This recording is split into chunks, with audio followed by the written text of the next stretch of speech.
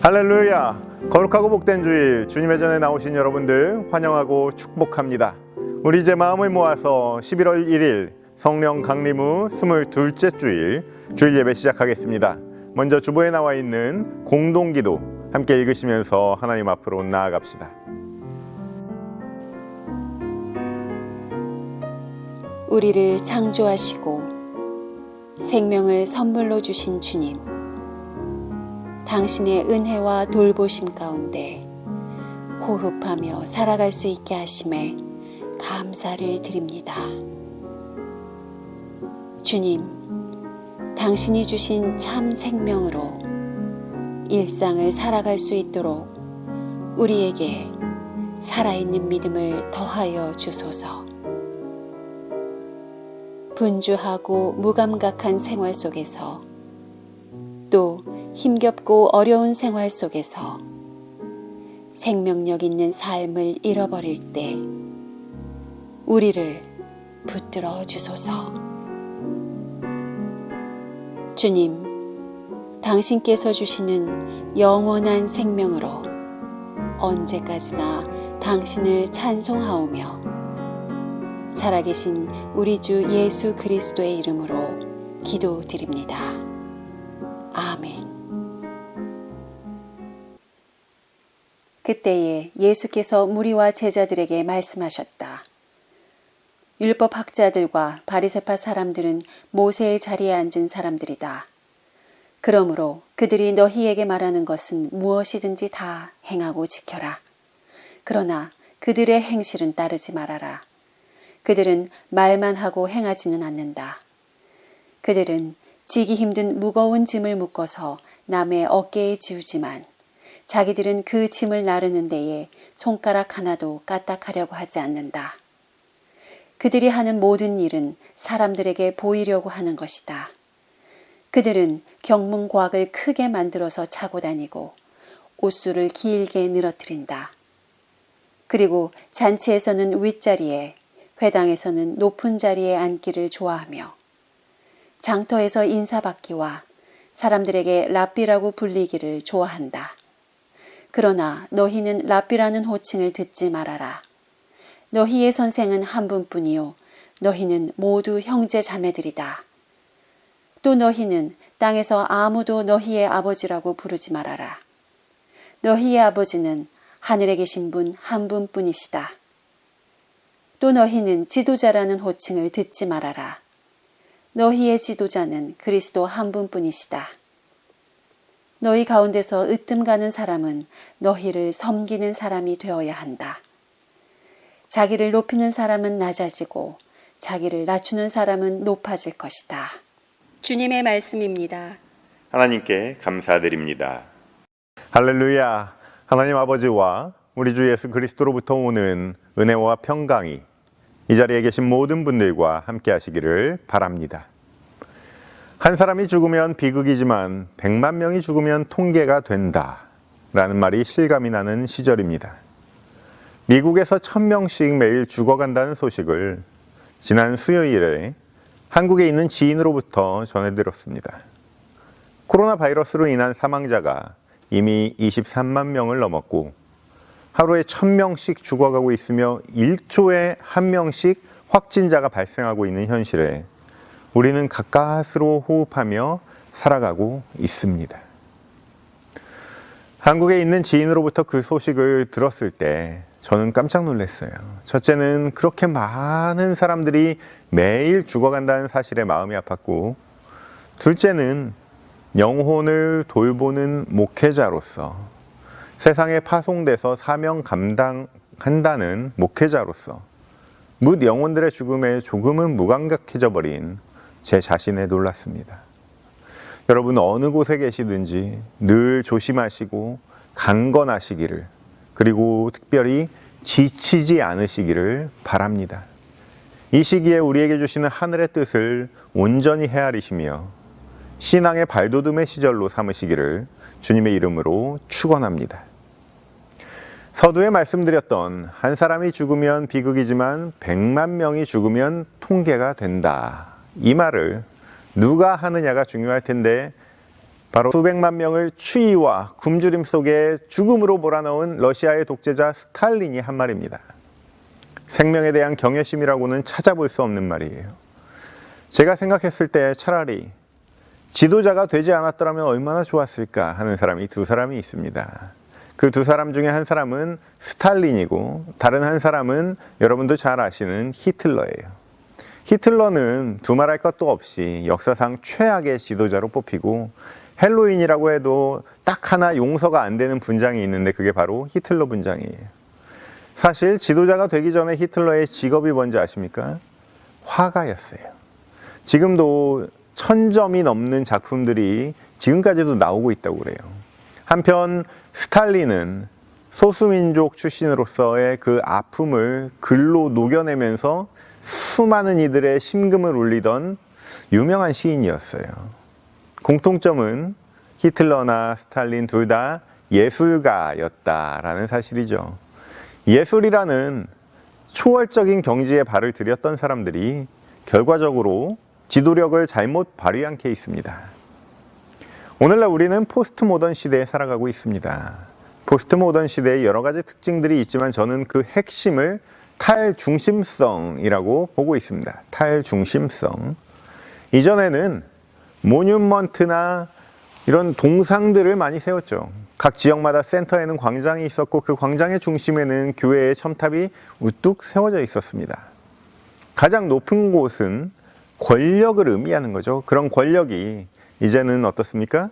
지방 분권화가 되는 거예요. 그러면서 지도력을 갖고 있던 사람들이 지금은 좀 바빠졌습니다. 이전에는 안 하던 소통을 해야 돼요. 소통. 요새는 10대, 20대들이 즐겨하는 온라인 게임에 들어가서 선거운동을 한다고 하죠. 모쪼록 권력을 상징하는 중앙 권자의 높이는 많이 낮아진 게 사실입니다. 오늘 우리는 좋은 약은 몸에 쓰다 굿 메디신 시리즈의 마지막 성서 본문을 살펴보았습니다. 지난 3주간의 메시지를 지나오면서 저는 예수님의 어떤 애증이 느껴지는 거예요. 왜 남편들에게 바가지를 긁으면서도 보약 한 첩이라도 먹이는 그 아내들의 심정 같은 그런 느낌 있잖아요. 성전이 무너지고 빠르게 재편하는 유대 사회에 똑똑하고 전도 유망한 일꾼들이 죄다 율법주의에 빠져서 선생 노릇하고 싶어 하니까 안타까운 심정이 묻어나는 거예요. 오늘 본문에서는 마지막으로 예수께서 카운터 펀치를 날리십니다. 지금까지도 쓴 약을 달여오셨는데 오늘 본문 이후로는 예수께서 화 있을진저 라는 표현을 무려 7번이나 사용하세요. 이거를 7화, 화가 7개 있다고 해서 7화라고 표현하기도 합니다. 정신 똑바로 차리고 들으라는 말씀이세요. 민족의 흥망을 넘어서 하나님과 언약 관계에 있는 민족의 혼에다 대고 하시는 말씀입니다. 오늘날 우리는 때로는 산에 오르신 예수님의 말씀을 듣는 탈복의 주인공이기도 합니다. 갈릴리 사람으로서 억압받고 소외받으며 가난한 심령을 소유하며 살아가죠.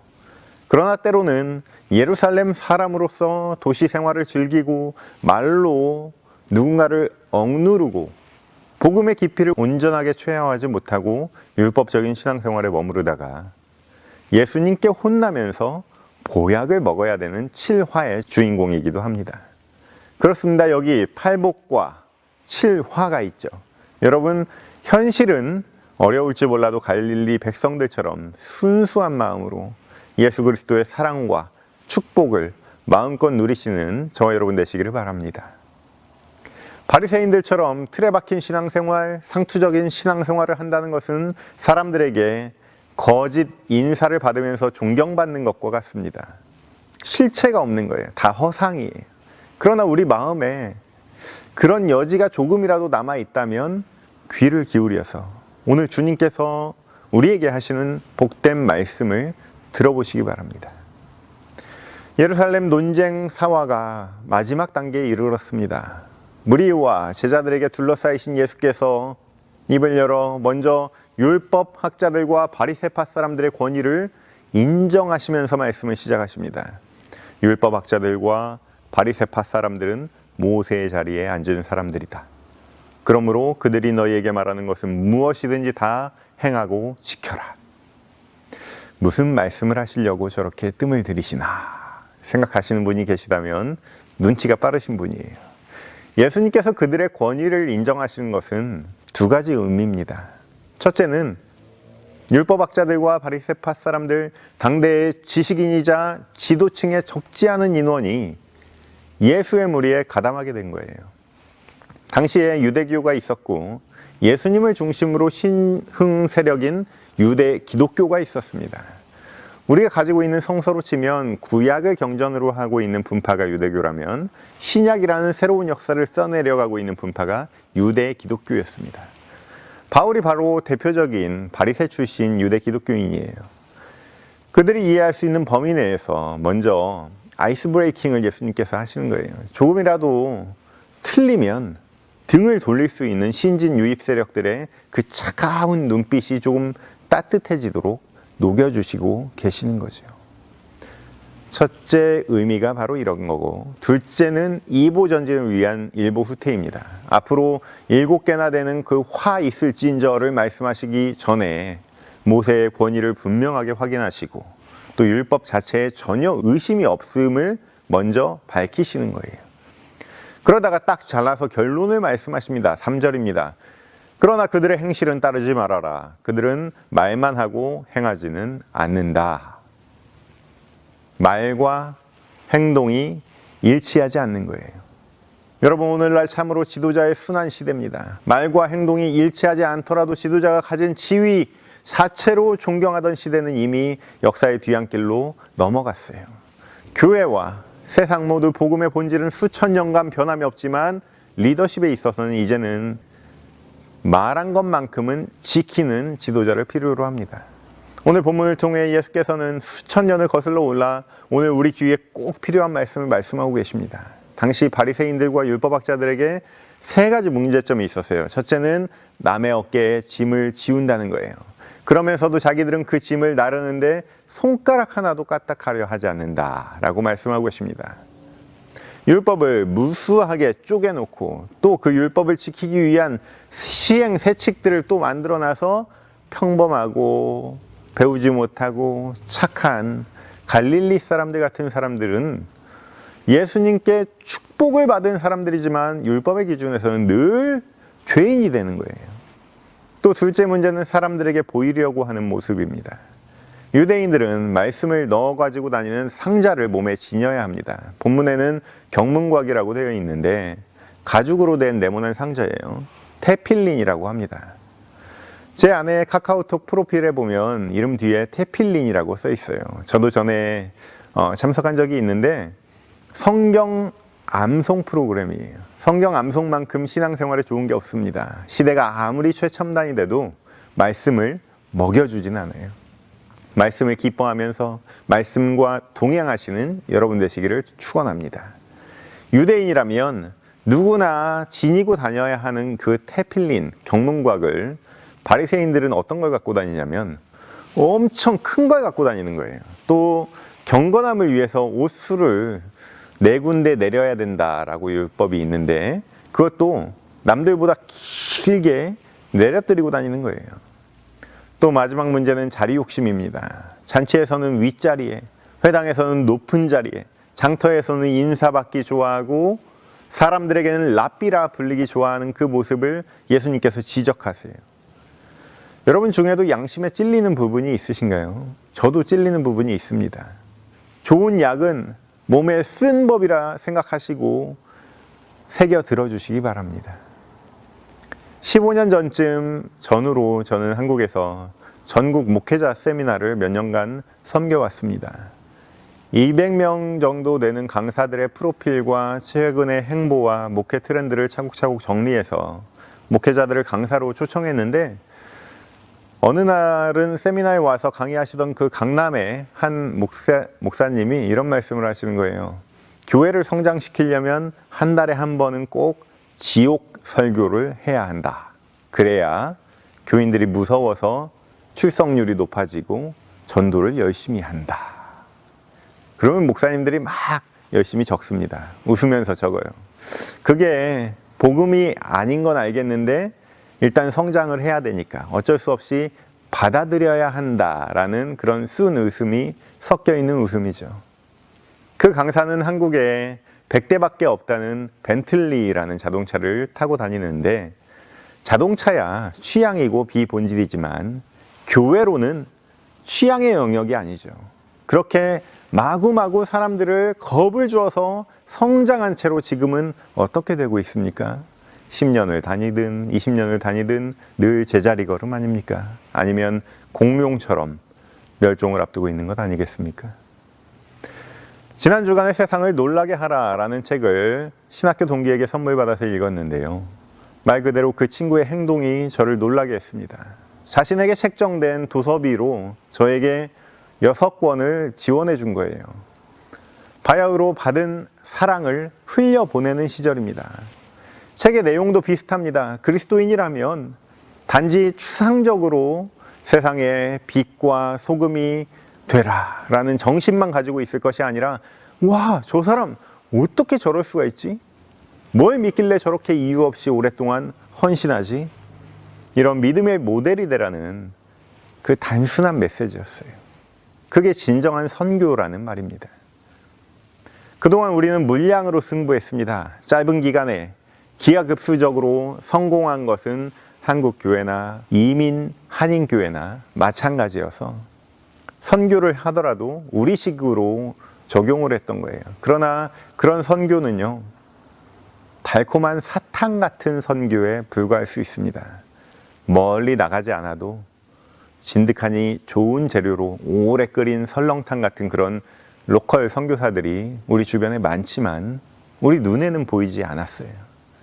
그저 바리새인들처럼 큰 경문곽을 가지고 다녀야 눈에 띄고 옷수를 길게 늘어뜨려야 눈에 띄지 않았습니까? 여러분, 이제 시대가 달라졌습니다. 본질은 같아도 방법은 달라져야 되죠. 또 선교지가 달라졌습니다. 세계에서 한국이 선교사 파송 2위였지만 시쳇말로 절반이 한국으로 돌아온 것 같다라고 합니다. 지금은 인도가 선교사 파송 2위입니다. 지금 우리의 선교지는 과연 어디입니까? 오랫동안 인도 선교사로 파송받아 활동하던 레슬리 뉴비긴이라는 성직자가 고향 영국으로 돌아왔을 때 일입니다. 돌아와서 보니까 정말 가슴이 아픈 거예요. 고향을 떠나서 선교지로 가서 열심히 사역을 하고 은퇴할 쯤에 돌아와서 보니까 고향이 그 선교지보다 더 타락하고 척박한 현실인 겁니다. 오늘날 선교지는 우리의 안방이에요. 천국 밑에 미국이다 라는 농담은 오늘날 우리에게 웃음을 주지 못합니다. 미국 안에서 흑인의 인권은 어떻습니까? 더 나아가서 소수 인종의 인권은 말할 것도 없이 열악한 형편이죠. 갈릴리의 신음소리가 저 멀리 서아프리카와 중동에서만 들리는 것이 아니라 들을 귀가 있다면 이곳 우리가 살고 있는 지역에서도 들을 수 있어야 할 줄로 믿습니다. 이러한 현실을 살아가는 오늘 우리에게 주시는 예수님의 솔루션은 무엇입니까? 3가지예요. 너희는 랍비라는 호칭을 듣지 마라. 아무도 너희의 아버지라고 부르지 마라. 지도자라는 호칭을 듣지 마라. 그동안 우리 인간은 지능과 언어를 통해 문명을 만들고 지구의 주인 행세를 하며 살아가고 있었습니다. 그러나 오늘날 보십시오. 우리를 만물의 영장으로 스스로 자화자찬하게 만들었던 그 지능과 언어가 바로 갈등과 분열의 원인이 되고 있습니다. 오늘날 우리 어머니 지구를 멸망의 길로 인도하고 있습니다. 그러한 세상의 논리와 언어를 초월하여 절대자와의 합의를 꿈꾸는 것이 바로 우리가 고백하는 그리스도의 십자가 신앙입니다. 신앙인은 스승을 자처하지 않고 아비와 지도자 되기를 자처하지 않습니다. 우리의 스승이자 지도자는 오직 예수 그리스도이시기 때문입니다. 우리가 아버지라 부를 분은 하늘에 계신 한 분밖에 없으시기 때문입니다. 오직 우리가 높일 것은 우리의 지위와 권세가 아니라 십자가뿐이요 부인할 것이 바로 자기 자신인 줄로 믿습니다. 자기를 낮추다가 겸손의 완전한 단계인 자기 부인에 이르면 그리스도께서 내 안에 사시는 줄로 믿습니다. 세상의 중심부와 권자를 초월하는 신앙, 그리스도와 함께 십자가에 달리는 신앙으로 주께서 이끄시는 초월의 신비를 경험하는 저와 여러분 되시기를 주님의 이름으로 축원합니다. 모든 지각에 뛰어난 하나님의 평강이 그리스도 예수 안에서 너희 마음과 생각을 지키시리라. 이제는 우리 주 예수 그리스도의 은혜와 우리 하나님의 극진하신 사랑하심과 성령의 감동감화 역사교통 충만하심이 오늘 이 자리에 나와 세상의 법칙을 뛰어넘는 초월의 신앙을 경험하기를 소망하는 이 자리에 모인 모든 회중들 머리 위에 지금부터 영원까지 함께 계시기를 간절히 축원하옵나이다. 아멘.